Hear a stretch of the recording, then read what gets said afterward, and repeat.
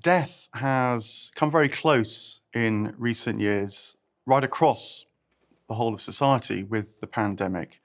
We can face death individually, but when it comes at everybody all at the same time, it's an alarming, frightening thing.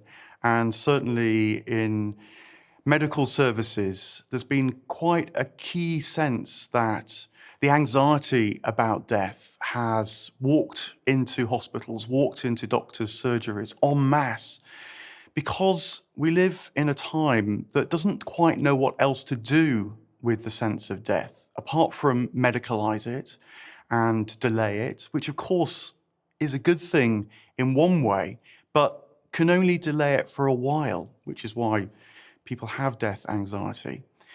Now, when you look back in history, people had other ways of thinking about death. In philosophical traditions, for example, it was quite common to talk about dying as a way of life. What on earth might that mean? What it is about is letting go of that which you think you're in control of, letting go of that which you think you understand, letting go of that which you feel you have secure, maybe insured, maybe pinned down, the various ways we try to hold on to things.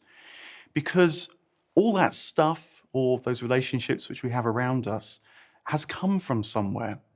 And the place it's come from has more to give us. And so the ancient philosophers, sometimes they were religious, sometimes not, advised that practicing death in the little ways during life, it might even just be when you say goodbye to someone and have a fleeting moment of anxiety when you think, I'll miss you, when will we see each other again?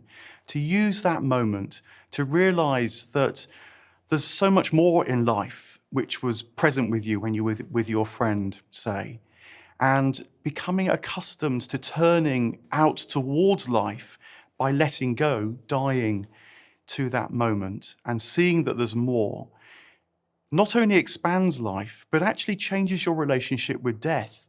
Because then you start to see that life and death are actually two sides of the same coin, that life itself is a constant process of letting go. In order to let more in, you realize when you just stop a little bit even being frightened of the loss of death.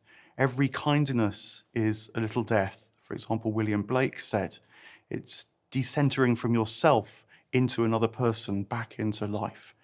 And so maybe this suggestion from the philosophers that dying can become a way of life has become really important to us now, that we can befriend this thing that felt so dark. Still, of course, draw on all the medical benefits of the modern world, but nonetheless have another strand coming in, and so living with death rather than just trying, sometimes desperately, to put it off.